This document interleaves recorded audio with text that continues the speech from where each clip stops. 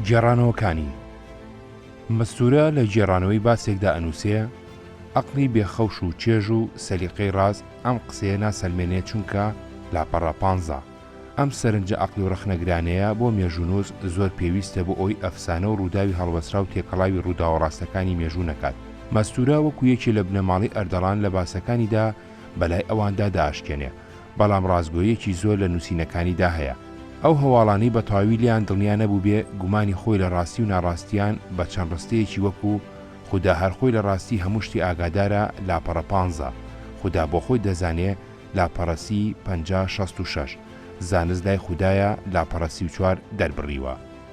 ڕێبازی نووسینەکەی مێژوونووسانی کۆن لە نووسینی ئەم بابەتانەدا دوو ڕێبازیان گرتووە. یەکێکیان کەسەکانیان کردوتە سەرباز لە ژێر ناوی ئەواندا ڕووداوەکانیان جێراوەتەوە، یان ساڵ بە ساڵ ڕووداوەکانیان جێراوەتەوە و ساڵەکەیان کردوتە سەرباز و باسی کەسایەتی و قارەمانی ڕووداوەکانیان بەپێی ساڵەکانیان بە دوای یەکدا جێراوەتەوە. شەرەفخان لە نووسینی شەرەفنامەدا پەیڕەوی ڕێبازی یەکەمی کردووە.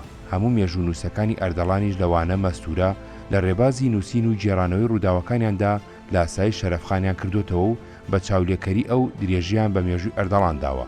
ئەگەر یەکێکیان یا زیاتر ڕووداوەکانی ساڵانەی بجێڕایەتەوە، بێگومان ئێستا کەرەستەیەکی زۆرتری لێکۆڵینەوەی مێژووی ئەردەڵانمان لەبەردەستدا بوو، بەراوردکردنی ڕووداوەکان ئاسانترە بوو.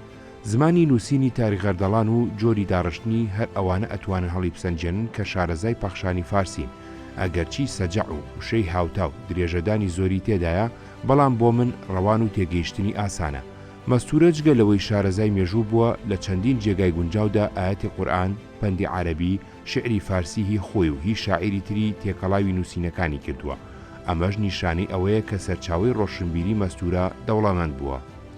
هەڵسەنگاندنی هەواڵەکانی تاریخ ئەردەڵان، بە تایبەتی هەواڵەکانی 50 ساڵی دوایی دەربارەی ناکۆشی ناوخۆیی نێوان میرەکانی ئەردەڵان و نێوان ئەردەڵان و بابان و پەنابردن بۆ یەکتری و هاندانی یەکتری بۆ شەڕ و پەلاماردانی یەکتری، زوڵم و زۆری والیەکانی ئەردەڵان بە تایبەتی لە ڕووی کۆکردنەوەی زۆرەملەی پارە، گرتن و ئەشکەنجە و کوشتنی ناڕەوا، دانان و لابردنی وەکیل و وەزیرەکان و کۆچی بە کۆمەڵ بۆ دەرەوەی ئەردەڵان و نەمانی سەلامەتی سەر و سامان بۆ گەنبوونی دەستگای بەڕێوەبەراتی و خەریکبوونی میرەکانی بە شایی و ڕابواردنی ژن و خواردنەوە و ڕاوشکار و پێشکەش و بەرتیل، گوێنەدانە سکاڵا و گازندەی خەڵک، تەنانەتی گەورە و دەسەڵاتدارەکان و سەرکوتکردنی بێبەزەیانەی هەموو جۆرە ناڕەزاییەک، کارەساتی سروشتی قات و قڕی و برسێتی، ڕێبەندانی بەفر و سەرما، ڕەشانەوە و نەخۆشی تر، ناکۆشی ناوخۆی میرەکانی ئەردەڵان، کوڕەکانی ئەمانوڵڵا خان، خوسرەو خان، مەحەممەد سادق خان، حوسێن قۆلی خان، دوای ئەوانیش ناکۆشی ناوخۆی کوڕەکانی خوسرەو خان، ڕەزا قۆلی خان و ئەمانوڵڵا خانی دووەم، دەزۆردانی ژنانی قاجار، حوسنی جیانی کچی فەتە عەلیشا هاوسەری خوسرەو خان و تووبا خانمی کچی عەباس میرزا و خوشی محەممەدشا هاوسەری ڕەزا قۆلی خان لە ململانی دەسەڵاتدا لە نێوان میرەکانی ئەردەڵاندا. لێکدانەوەی ڕووداوەکان مەستوورە ئەگەیەنێتە ئەنجامگیریی زۆر گرنگ دەربارەی پاشەڕۆژی میرایەتی ئەردەڵان و پێشبینی تێکچوونی ئەکا و ئەنووسێ، ئیدی و نەختە ئەم سەربزێوی و سەرسەختی و گوێنەدانە بوو بەهۆی ئەوە شاپشتیان تێکا و ڕویان لێوە جێڕێ و گویان ڕاکێشێ. تەنانە دەتوانین بڵێین شا هاتە سەر ئەو بڕیارە کە بناغی ئەم بنەماڵە تێکدا و داری بەسەر بەردیەوە نەهێڵێ. مەستوورە کە لە قۆناغی داڕوخان و هەرەزیێنانی ژیانی سیاسی، کۆمەڵایەتی، ڕۆشنبیری، میرایەتیەکانی ئەردەڵان و باباندا ژیاوە و نزیکی دا و دەستگای حکومڕانی ئەردەڵان بووە، بە چاوی خۆی ڕووداوەکانی بینیوە و جێرانەوە جیاوازەکانی بیستووە و بەڵگەکانی خوێندۆتەوە، وەکو شایەتێکی ئاگادار و لێهاتووی سەردەمی خۆی جێڕانەوەکانی لە تاریخ ئەردەڵاندا بۆ لێکدانەوەی مێژووی هەردوو ئەمارەتی ئەردەڵان و بابان نرخێکی گران و گرنگجێکی تایبەتیان هەیە. پلاری ژن مەستوورە لە ناو ڕووداوەکانی سەردەمی خان ئەحمەدخاندا گفتوگۆی ژنەبڵباسێک و خان ئەجێڕێتەوە، دووبارەکردنەوەی لێرەدا بێجێ نییە.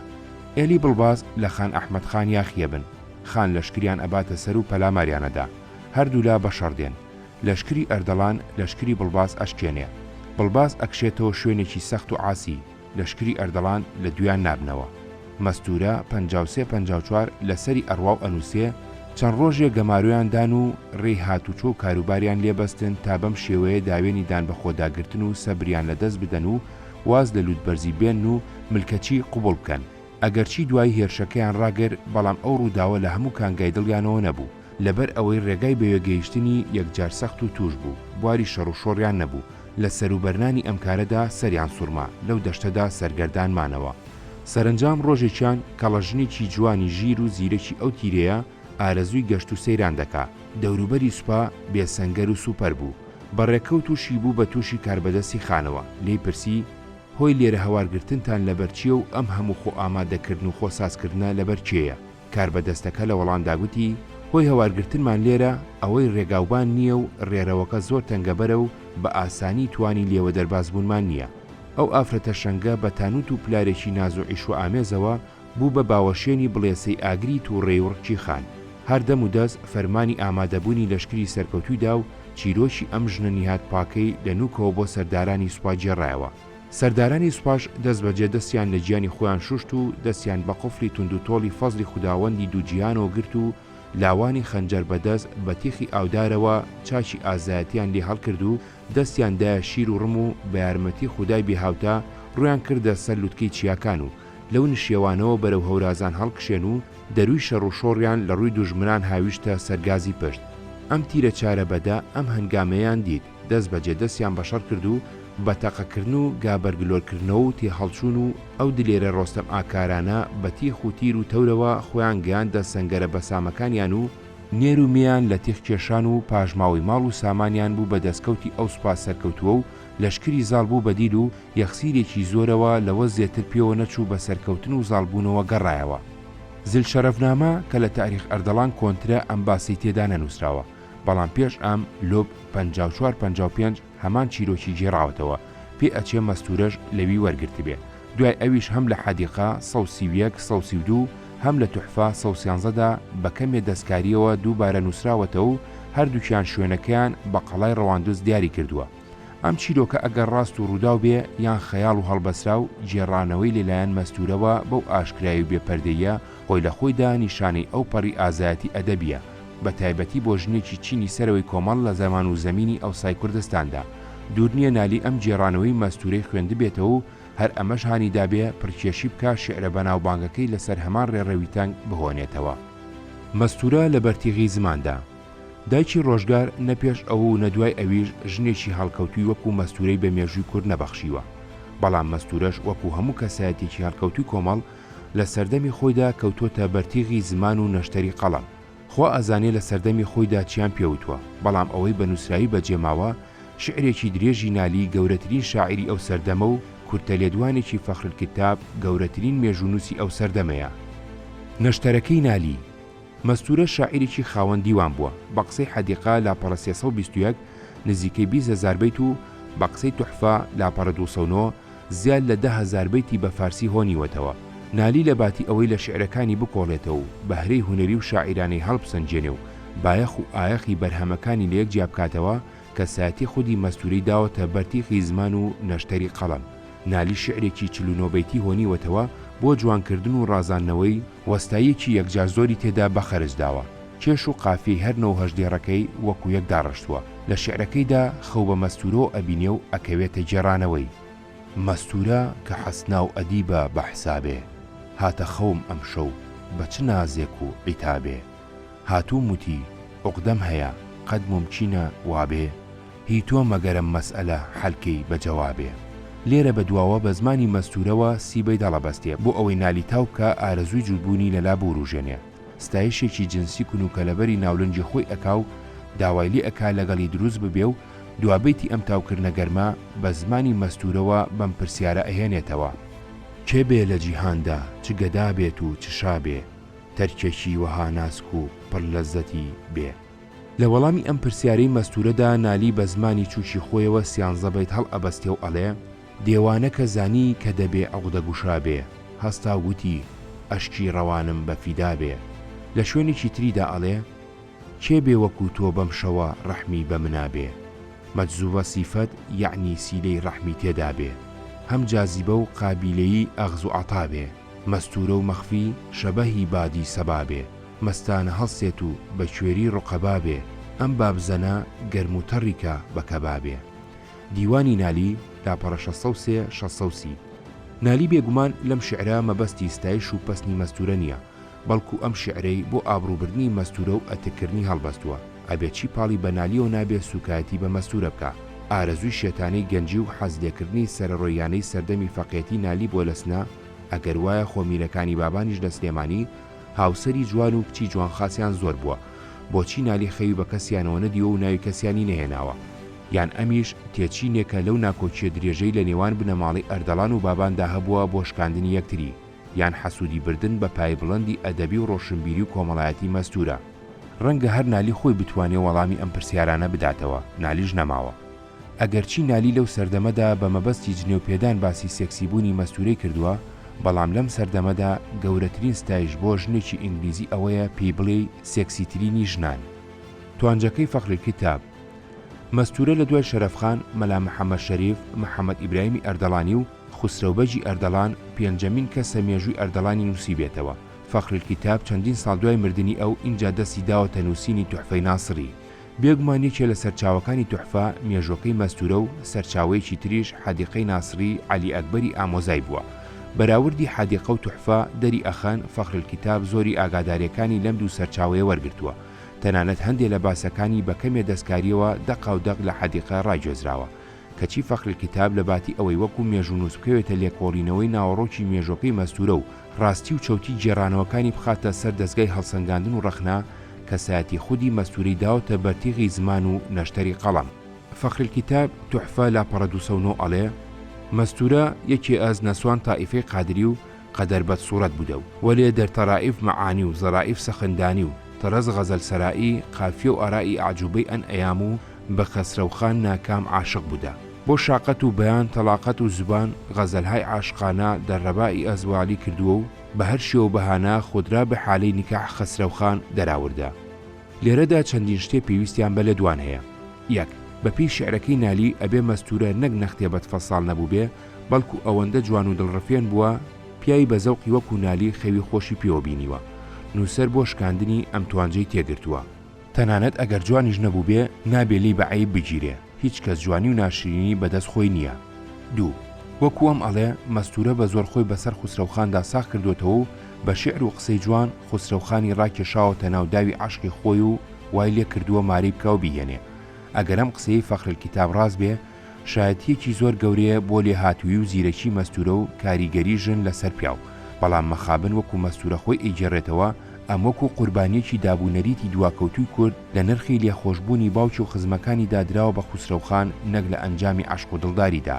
میرزا شوکڕۆڵا کە پشتاوپشت میرزا بوون لە داو دەستگای میرەکانی ئەردەڵاندا ناشێ لەم کەینوبەینە ئاگادار نەبوو بێ، یان نەی بیست بێ یا هیچ نەبێ تاریخ ئەردەڵانی مەستورەی نەخوێن بێتەوە کە بە ئاشکرا باسەکەی جێڕاوەتەوە. سێ، ستایشی وەستایی مەستورە ئەکا لە شعر و لە گفتوگۆدا کەچی هیچ ئیشارەتێ بە مێژوەکەی نادا. فەخری کتاب لە نووسینەکەیدا مەبەستی شکاندنی مەستورە و سوکایەتی پێکردنێتی. ئەبێت چی پاڵی بە فەخری کتابەوە نابێت سوکایەتی بە مەستورە بکە. دوژمنایەتی بنەماڵەیی لە نێوان بنەماڵی میرزا شوکڕۆڵا و بنەماڵی قادریدا یان حەسوودی بردن بە پلەی بڵندی ئەدەبی ڕۆشنبیری و کۆمەڵایەتی مەستورە. سەرەتای میرایەتی ئەردەڵان. یەک، سەری زنجیرەی حکومڕانەکانی ئەردەڵان لە بابە ئەردەڵانەوە دەست پێکا. لە دوای بابە ئەردەڵان کوڕ و نەوەکانی بەڕیز، کڵۆڵی کوڕی بابە ئەردەڵان، خدری کوڕی کڵۆڵ، ئەلیاس کوڕی خدر، خدری دووەم کوڕی ئەلیاس، حەسەنی کوڕی خدری دووەم، باڵۆلی بابلۆ کوڕی حەسەن، مۆنزیری کوڕی باڵۆڵ. دوو، مەئمونبەجی کوڕی مۆنزیر بەگ 862 900 32 ساڵ حکومڕانی کردووە و یەکێ لە پیاوە هەڵکەوتۆکانی ئەم بنەماڵێ بووە.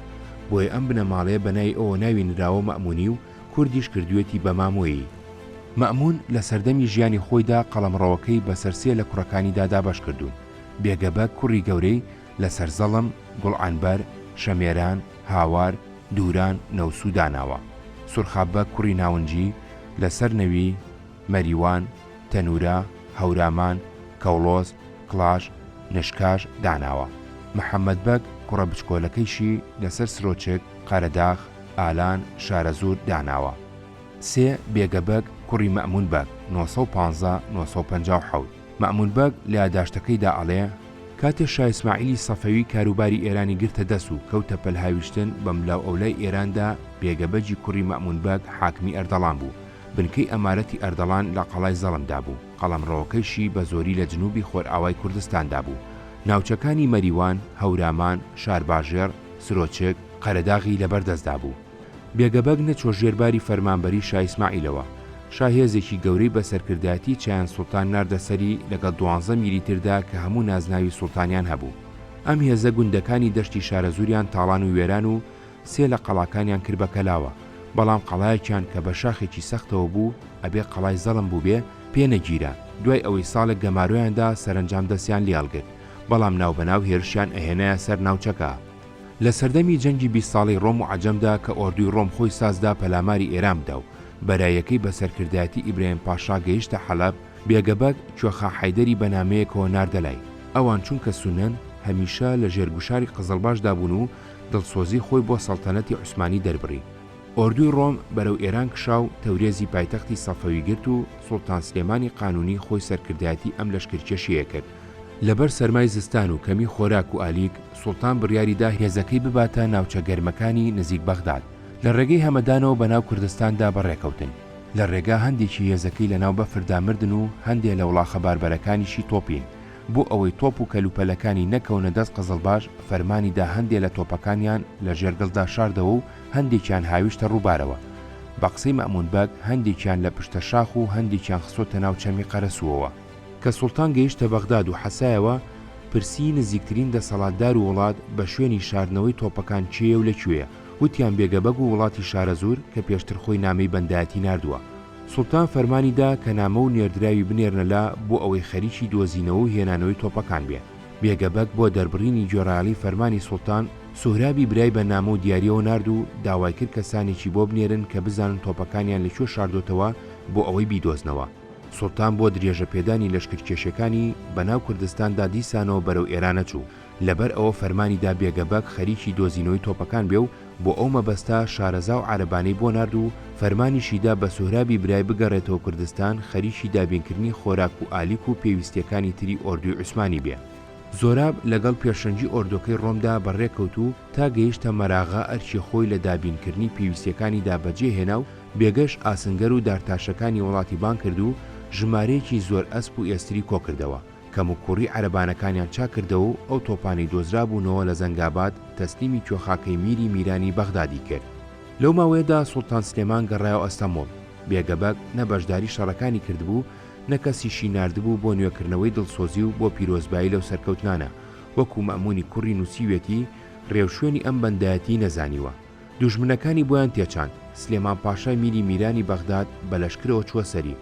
قەڵای هۆرێنی لێگرت. بێگە کە بەم لەشکرکێشەی زانی کوێخاکەی بەنامەی پاڕانەوە بە دیاریەوە نارد و دوای ئەوەش بۆ دڵنیاکردنی کلیلی قەڵاکانی بە مەمون بەجی کوڕیدا نارد. مزەکەرات لاپەڕەسی و دوو.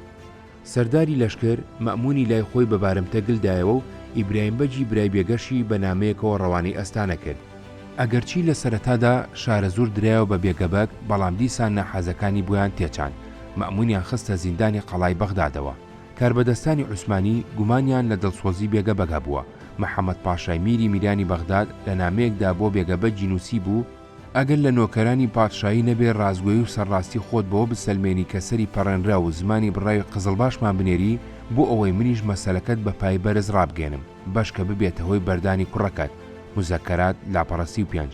کوڕەکەی مەمون بەگ 12 ساڵ و 10 مانگ لە زیندانی بەغدادا بە گیرایی مایەوە. دیارە بێگەبەگ نەیتوانیوە داواکەیان بەجێبێنێ.